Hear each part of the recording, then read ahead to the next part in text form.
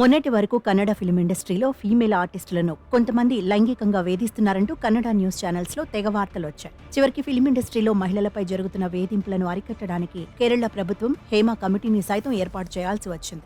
ఇప్పుడు మరోసారి టాలీవుడ్ ఫిల్మ్ ఇండస్ట్రీలో కూడా లైంగిక వేధింపులు జరుగుతున్నాయంటూ వార్తలు వస్తున్నాయి. ఆ నేపథ్యంలోని ఓ అమ్మాయిని కొరియోగ్రాఫర్ జానీ మాస్టర్ లైంగిక వేధింపులకు గురి చేశాడనే వార్తలు తెలుగు న్యూస్ ఛానల్స్ లో తెగ సర్క్యులేట్ అవుతున్నాయి. సరిగ్గా ఇలాంటి సమయంలోనే తమ ఫిల్మ్ ఇండస్ట్రీలో ఎలాంటి లైంగిక వేధింపులు ఎదురు కాలేదని హాలీవుడ్ ఫిల్మ్ ఇండస్ట్రీకి చెందిన కొంతమంది హీరోయిన్లు చెబుతున్నారు.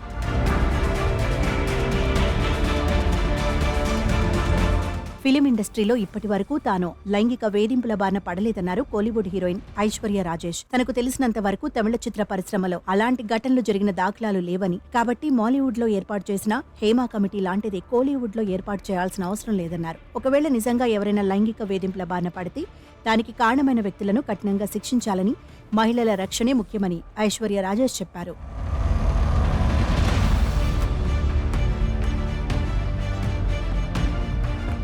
ఇకపోతే లైంగిక వేధింపుల విషయంపై మరో కోలీవుడ్ హీరోయిన్ శ్రద్ధా శ్రీనాథ్ కూడా ఇదే తరహా అభిప్రాయాన్ని వ్యక్తం చేశారు. ఇప్పటి వరకు తాను లైంగిక వేధింపుల బారిన పడలేదని ఆమె ఓ ఇంటర్వ్యూలో చెప్పారు. 8 ఏళ్ల వయసు నుంచే జాగ్రత్తగా ఉండడం నేర్చుకున్నానని, తన చుట్టూ ఏం జరుగుతుందో గమనిస్తూ ఉండేదానని చెప్పారు. అప్రమత్తతో ఉండటం వల్లే ఇండస్ట్రీలో తనకు ఎలాంటి వేధింపులు ఎదురు కాలేదన్నారు. అంతేకాకుండా మలయాళ చిత్ర పరిశ్రమలో చాలా సినిమాలు చేశానని, అక్కడ ఎన్నడూ ఇలాంటి పరిస్థితులు ఎదుర్కోలేదన్నారు హీరోయిన్ శ్రద్ధా శ్రీనాథ్. నిజానికి పరిశ్రమలో కన్నా బయట ఎక్కువ నేరాలు జరుగుతున్నాయని, అక్కడ మహిళలకు రక్షణ కరువైందన్నారు.